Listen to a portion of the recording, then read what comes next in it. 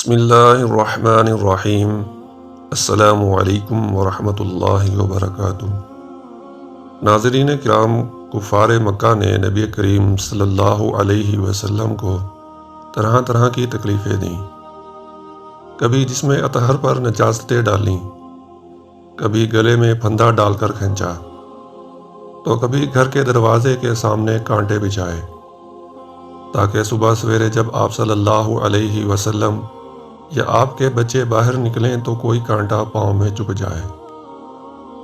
ان بدبختوں نے ہماری جان سے پیارے نبی رحمت عالم صلی اللہ علیہ وسلم کو گالیاں دیں، قتل کے منصوبے بنائے، جس میں اطہر کو لہو لہان کیا، آپ کو قید میں رکھا، آپ صلی اللہ علیہ وسلم کے صحن میں پکتے ہوئے کھانے پر غلاظتیں پھینکیں، آپ صلی اللہ علیہ وسلم کی شان میں اس قدر گستاخیاں کیں کہ اللہ کی پناہ، اور کبھی نعوذ باللہ پاگل کہہ کر پکارا، اور کبھی جادوگر، کبھی مذمم کہا، اور کبھی شاعر کہا، نعوذ باللہ من ذالک۔ ابو لہب نے تو ایک مجلس میں یہاں تک کہہ دیا کہ محمد صلی اللہ علیہ وسلم تیرے ہاتھ ٹوٹ جائیں، نعوذ باللہ ثم نعوذ باللہ۔ اور عاص بن وائل تو اس سے بھی بڑھ گیا، یہ ملعون جہاں بھی آپ صلی اللہ علیہ وسلم کا ذکر خیر سنتا تو کہتا، اسے چھوڑ دو، وہ دم کٹا ہے، اس کے پیچھے اس کی نرینہ اولاد ہی نہیں ہے، مگر رحمت للعالمین طاہر و اطہر ساقی کوثر شاف محشر۔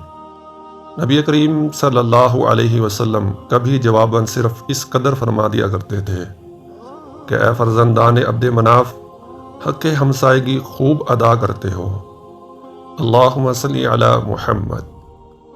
آئیے اپنی جان سے بھی پیارے نبی رحمت دو جہاں حضرت محمد اکرم صلی اللہ علیہ وسلم کی زندگی کے ان کٹھن ترین حالات کا تذکرہ سنیں کہ جنہیں سن کر صرف مسلمان ہی نہیں بلکہ ہر زندہ ضمیر انسان کی روح کانپ اٹھے۔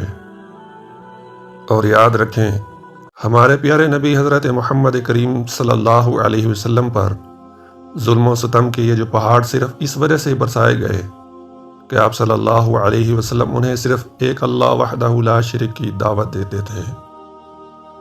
کاش کہ مسلمانوں کو اپنے نبی صلی اللہ علیہ وسلم کے اس دین کے لیے بہائے گئے خون کی قدر ہو جائے، اور وہ اپنے پیارے نبی محمد اکرم صلی اللہ علیہ وسلم کے بتائے ہوئے راستے پر چل پڑیں۔ معزز ناظرین کرام، ایک دن رسول اللہ صلی اللہ علیہ وسلم بیت اللہ میں نماز پڑھ رہے تھے کہ عقبہ بن ابی معیط آیا، اور آتے ہی اپنی چادر اتار کر رسول اللہ صلی اللہ علیہ وسلم کے گلے میں ڈال دی، اور چادر کو بل دینے شروع کر دیے، جس کی وجہ سے آپ صلی اللہ علیہ وسلم کا دم گھٹنے لگا۔ اتنے میں حضرت ابو بکر صدیق رضی اللہ عنہ کو پتہ چلا، وہ تشریف لائے اور دھکے دے کر اس ملعون کو ہٹایا۔ ظلم و ستم کا یہ سلسلہ چلتا رہا۔ ایک روز قریش کے ایک اوباش نے سرے بازار حضور اکرم صلی اللہ علیہ وسلم کے سر مبارک پر مٹی ڈال دی۔ آپ صلی اللہ علیہ وسلم اسی حالت میں گھر تشریف لے گئے۔ صاحبزادیوں میں سے ایک آپ صلی اللہ علیہ وسلم کا سر دھو رہی تھی اور اپنے بابا کو اس حالت میں دیکھ کر رو رہی تھی۔ آپ صلی اللہ علیہ وسلم انہیں تسلی دیتے اور فرماتے کہ رو نہیں، میری بیٹی، اللہ تیرے باپ کا حامی ہے۔ ناظرین کرام، ابو لہب کے دل کی پلیدگی کا یہ حال تھا کہ جب رسول اللہ صلی اللہ علیہ وسلم کے صاحبزادے حضرت قاسم کے بعد دوسرے صاحبزادے حضرت عبداللہ کا بھی انتقال ہو گیا، تو یہ اپنے بھتیجے کے غم میں شریک ہونے کے بجائے خوشی خوشی دوڑتا ہوا قریش کے سرداروں کے پاس پہنچا اور ان کو خبر دی کہ لو آج محمد صلی اللہ علیہ وسلم بھی نام و نشان ہو گئے ہیں۔ ناظرین کرام، نبوت سے پہلے نبی اکرم صلی اللہ علیہ وسلم کی دو صاحبزادیوں کا نکاح ابو لہب کے دو بیٹے عقبہ اور عتیبہ سے ہوا تھا۔ نبوت کے بعد جب نبی کریم صلی اللہ علیہ وسلم نے اسلام کی دعوت دینا شروع کی تو ابو لہب نے اپنے دونوں بیٹوں سے کہا، میرے لیے تم سے ملنا جلنا حرام ہے اگر تم محمد صلی اللہ علیہ وسلم کی بیٹیوں کو طلاق نہ دو گے۔ چنانچہ دونوں نے نبی کریم صلی اللہ علیہ وسلم کی پیاری بیٹیوں کو طلاق دے دی، اور عتیبہ تو گستاخی میں اس قدر آگے بڑھ گیا تھا کہ ایک دن نبی اکرم صلی اللہ علیہ وسلم کے سامنے آ کر اس نے کہا کہ میں والنجم اذا ہوا اور ثم دنا فتدلی کا انکار کرتا ہوں، اور یہ کہہ کر اس نے نبی کریم صلی اللہ علیہ وسلم کی طرف تھوکا جو آپ صلی اللہ علیہ وسلم کے اوپر نہیں پڑا۔ ان آیات میں اللہ رب العزت نے نبی کریم صلی اللہ علیہ وسلم کی شان بیان فرمائی ہے، اور اس بدبخت نے آپ صلی اللہ علیہ وسلم کی شان کا انکار کیا۔ حضور صلی اللہ علیہ وسلم نے فرمایا، یا اللہ اس پر اپنے کتوں میں سے ایک کتے کو مسلط کر دے۔ اس کے بعد عتیبہ اپنے باپ کے ساتھ شام کے سفر پر روانہ ہو گیا۔ دوران سفر میں ایک ایسی جگہ قافلے نے پڑاؤ کیا جہاں مقامی لوگوں نے بتایا کہ راتوں کو درندے آتے ہیں۔ ابو لہب نے اپنے ساتھی اہل قریش سے کہا کہ میرے بیٹے کی حفاظت کا کچھ انتظام کرو، کیونکہ مجھے محمد صلی اللہ علیہ وسلم کی بد دعا کا خوف ہے۔ قافلے والوں نے عتیبہ کے گرد ہر طرف اونٹ بٹھا دیے، درمیان میں سامان جمع کیا اور اوپر اس ملعون کو سلا دیا۔ اچانک رات کو ایک شیر آیا اور اونٹوں کے حلقے میں سے گزر کر اس نے عتیبہ کو پھاڑ کھایا۔ سامعین و ناظرین، عقبہ بن ابی معیط اپنی بدبختی اور خباثت میں بہت زیادہ بڑا ہوا تھا۔ چنانچہ صحیح بخاری میں حضرت عبداللہ بن مسعود رضی اللہ عنہ سے مروی ہے کہ نبی کریم صلی اللہ علیہ وسلم بیت اللہ کے پاس نماز پڑھ رہے تھے، اور ابو لہب اور اس کے کچھ ساتھی بیٹھے ہوئے تھے کہ ایک دوسرے سے کہنے لگے، کون ہے جو اونٹ کی اوجڑی لائے اور جب محمد صلی اللہ علیہ وسلم سجدہ کریں تو ان کی پیٹھ پر ڈال دے۔ اس پر قوم کا بدبخت ترین آدمی عقبہ بن ابی معیط اٹھا اور اوجڑی لا کر انتظار کرنے لگا۔ جب نبی صلی اللہ علیہ وسلم سجدے میں تشریف لے گئے تو اس نے وہ اوجڑی نبی کریم صلی اللہ علیہ وسلم کی پیٹھ پر دونوں کندھوں کے درمیان ڈال دی۔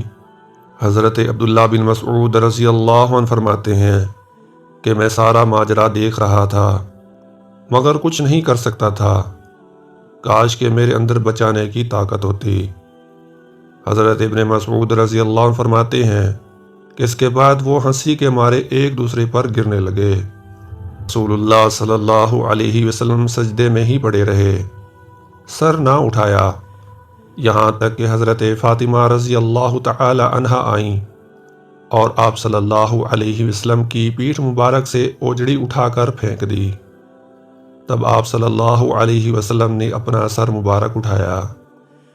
پھر نبی کریم صلی اللہ علیہ وسلم نے 3 بار ارشاد فرمایا، اللہم علیک بقریش، اے اللہ تو قریش کو پکڑ لے۔ اس کے بعد آپ صلی اللہ علیہ وسلم نے نام لے لے کر بد دعا کی، اے اللہ ابو جاہل کو پکڑ لے، اور عقبہ بن ربیعہ، شیبہ بن ربیعہ، ولید بن عتبہ، امیہ بن خلف اور عقبہ بن ابی معیط کو پکڑ لے۔